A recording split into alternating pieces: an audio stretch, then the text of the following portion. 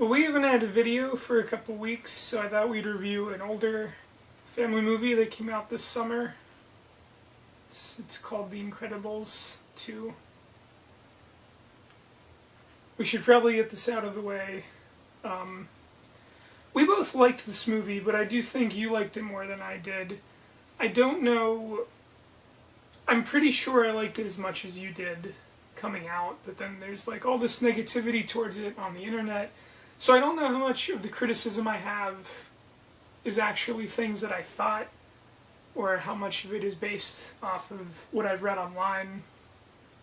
But I've only seen this once. I saw it the day it came out. You've seen it like 3 times. So 4 times. So you probably know better what you're talking about. Yeah, but also you pay more attention in one movie showing than I do in 4, so...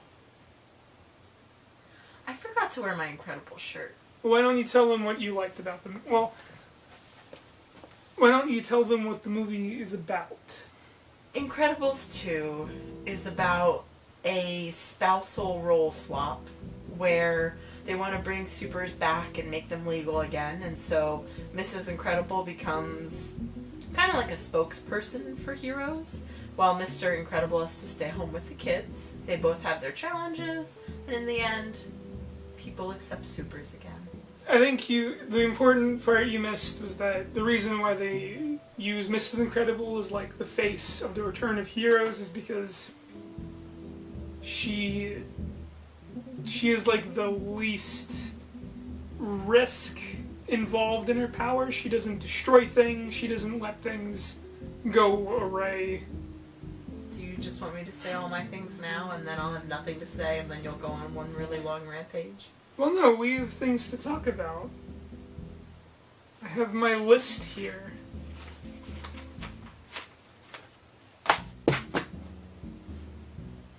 I did not proofread that list.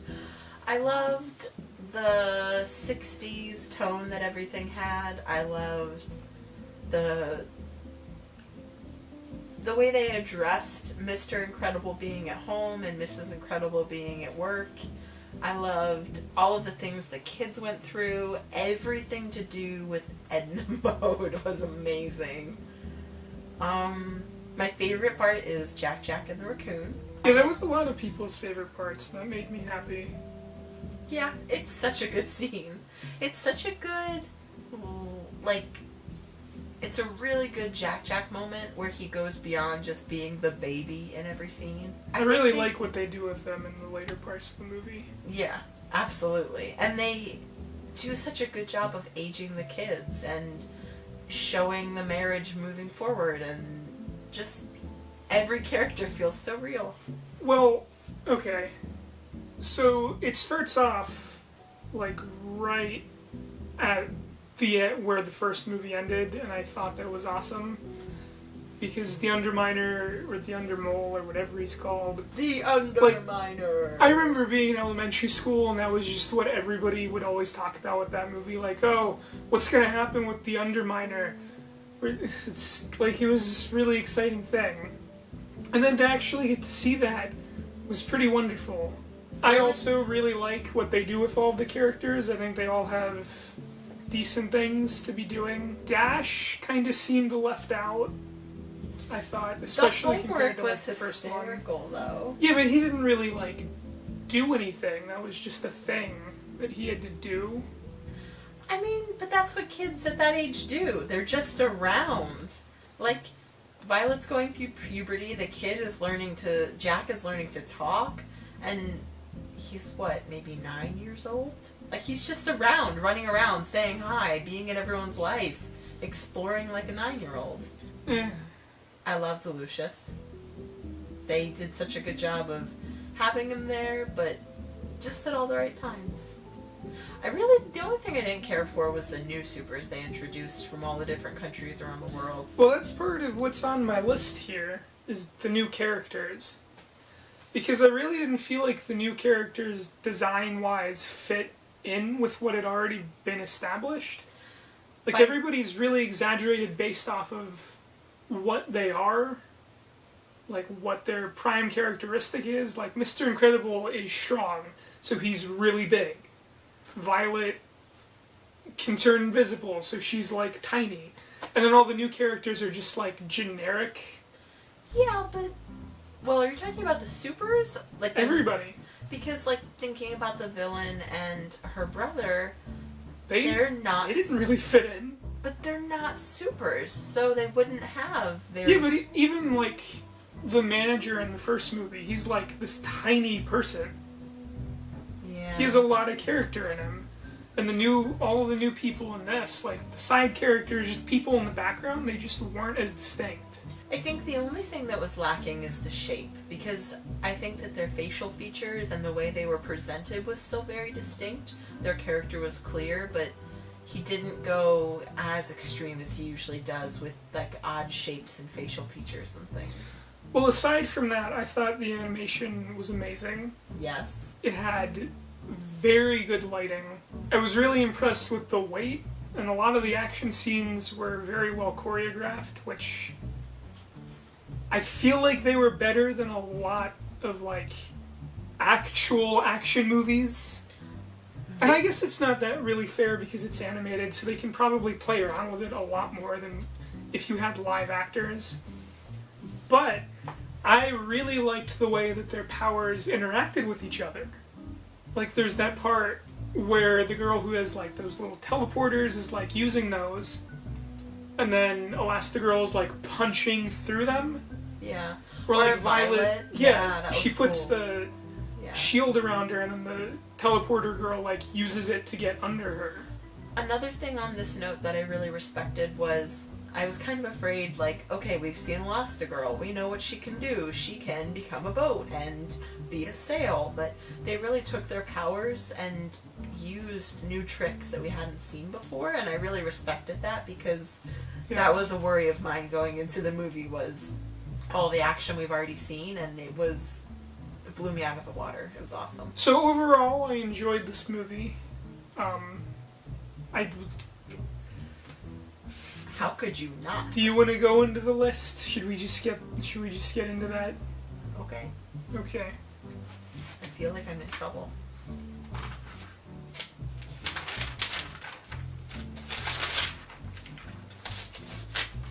You are such a drama queen.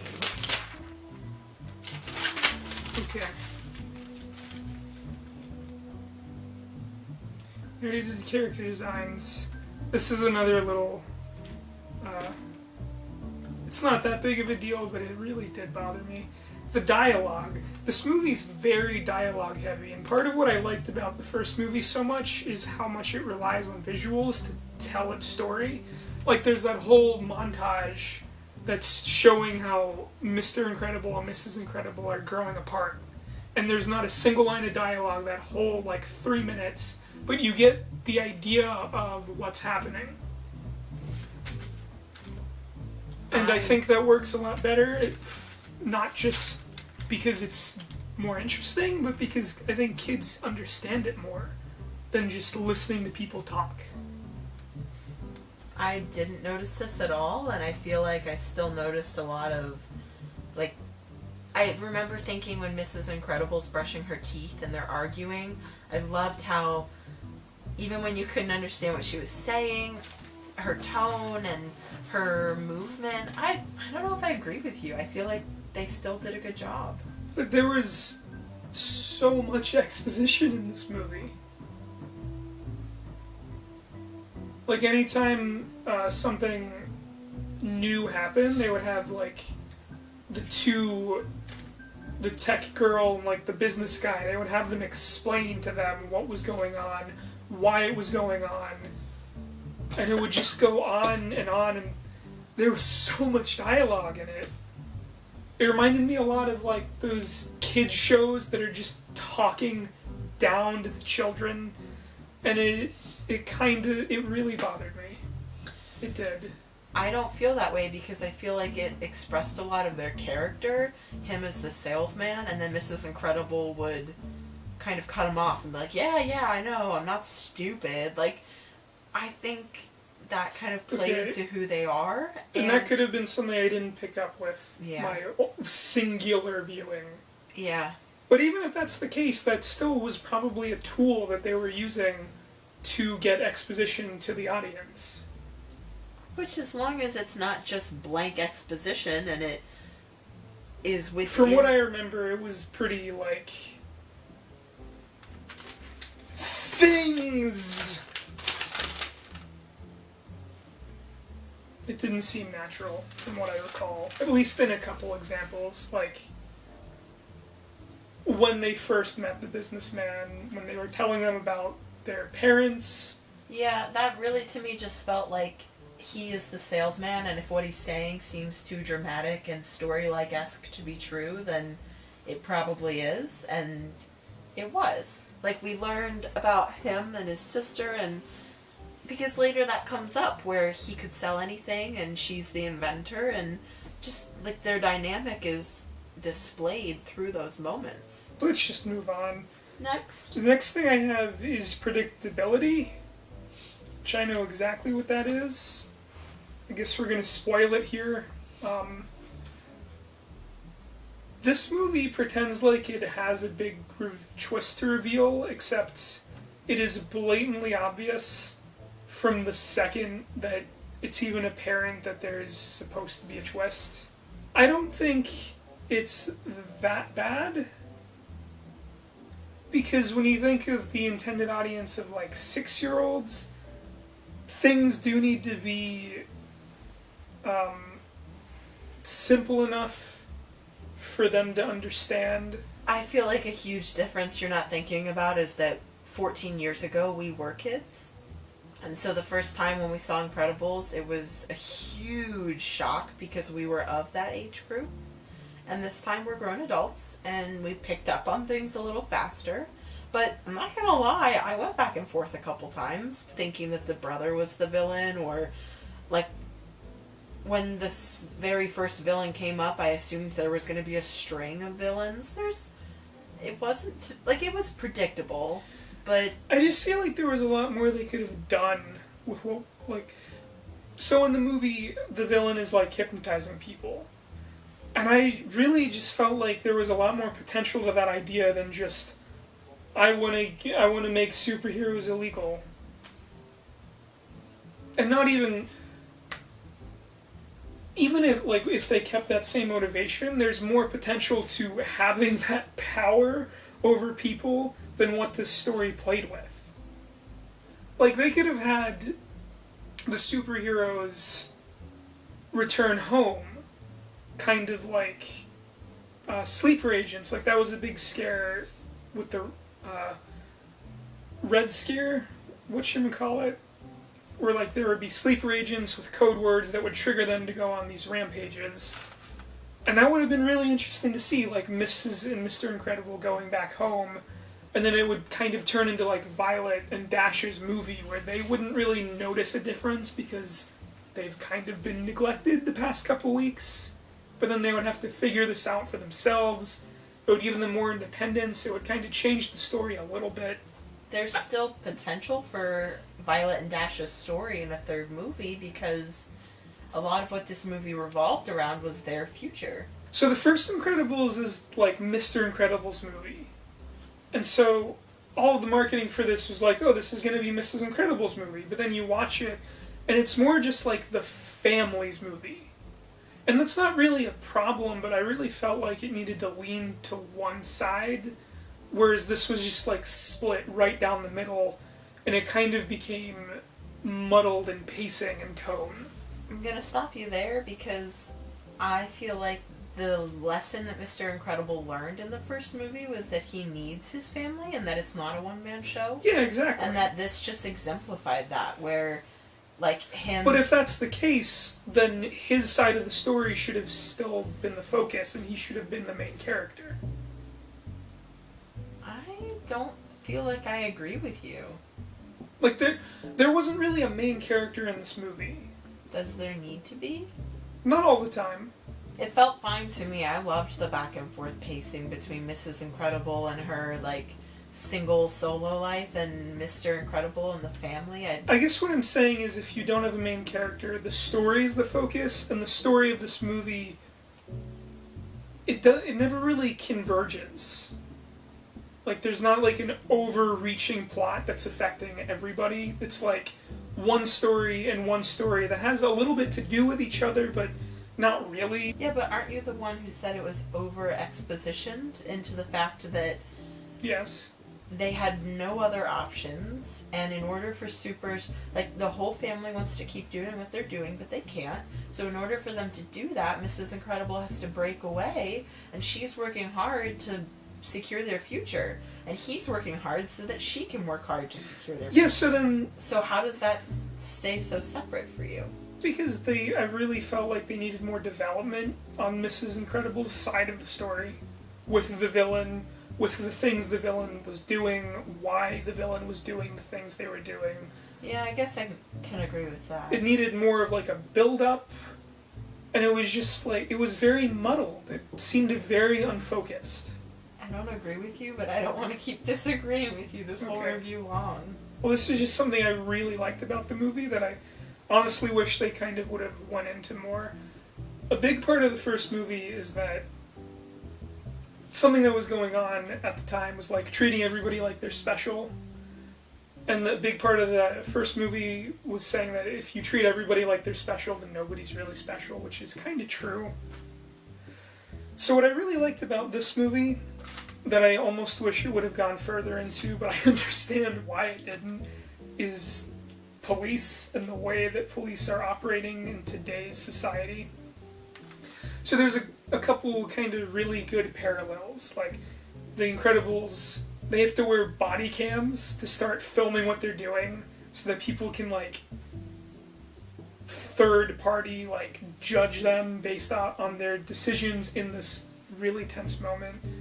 And then they deal a lot with public perception, where people, like, view them based on the way the media is portraying them. And I like that stuff a lot. Me too, I agree. When he goes on his speech about perception, like, he shows all the pictures of the aftermath, and then people only see the destruction, and then they see you, and they make conclusions. I feel like that, like, people need to hear that we see... Especially children. Yes. We see a couple pictures, we hear a headline, and we read half a paragraph, and we're like, I can't believe they did this! And then we get all up in arms. But there's a whole story there. Every time, there's things we don't know. The original idea for this movie was that the Incredibles were going to become reality TV stars. And that was going to be how they, like, proved to people that they were good people just trying to do good things. And they canned that because they couldn't come up with enough, like, family strife. But I really don't think that's the case. Because there's so much they could have done with attention and fame and public perception. Like, they could have had the kids become obsessed with fame, and then the adults not really know what to do about that. Or they could have had, like, people start to hate them for very mundane things that just don't even matter. That, to me, isn't what The Incredibles are about. Yeah, I guess. And when we talk about how to make good sequels a lot, and you usually agree that you just take the characters and make a new movie. Yeah. So I feel like you could do anything with The Incredibles as long as it's a good movie. That's twisty, sir. Okay, I feel well, like reality... we're talking about potential of a story that got canned, like, early in development. Okay. I'm done with the list. I like this movie. I would recommend it. There are just things that I wish it did more of. I love this movie. I would absolutely recommend it, and I might even like it more than the first one, but I think I need more time to decide before I commit to that answer. I definitely like the first movie more. I mean, it's just more mature, and in, like, a way that children can grasp. There's, like, real consequence, there's death, there's murder, there's, like, really dark undertones. Yeah, I was gonna say what I like about this one more, but it's a pretty Tell me. immature list compared Is to what it you Jack just Jack? said.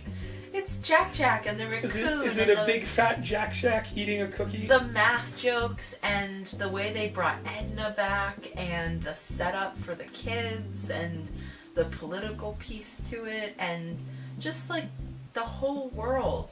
Like, it's not just New York City with this one set of heroes. It's everywhere. It's, I don't know, I think, and all the jokes with the dad, Mr. Incredible at home, there's so many moments that I loved. And I don't know. I liked the part where they use Jack Jack as a gun. Yeah, pew, pew, pew. He's not a toy, kids. Don't fire him in the house. I'm okay that they didn't do anything more original. I think it's like we had no idea what the second movie was going to be, right? Yeah. The first movie was this totally unique original thing, and then the second movie, you know, you could hope and wish for that, or they could do what they did, which is make it into an adventure serial. And I don't have a problem with that. I mean, like, that's fine. If they want to do a similar thing every time with, like, a new villain, put a little bit more focus on a new character, show more of the world, that's Incredibles fine. 3. Incredibles 3. I just think they could be doing more. I don't think there's a kids movie in the past, like, 5 years that's done more than what Incredibles 2 has done. And I feel very satisfied. What about The Good Dinosaur? I still have my drawing, in case anyone's curious. the Peanuts movie? This review is over. I disagree with you because there's the Lego Movie, there's Oh, yeah. Song of the Sea, there is Kubo, Yeah, Kubo. Okay, but there are all of my crazy Japanese movies. it is like top 10 for, like, they did so much. Don't listen to him, Brad I think Bird. it's You the best did Disney great. movie, probably since Wreck-It Ralph, or not Inside Out. And I like, I don't know if I like this, but I can't make these kinds of public answers. I mean, Disney's like, they make a really good movie in the time that they should be making really good movies. It's just that they have the money to fill up that big gap with a bunch of stuff that's terrible. And if you just take that away, you'd have really good movies.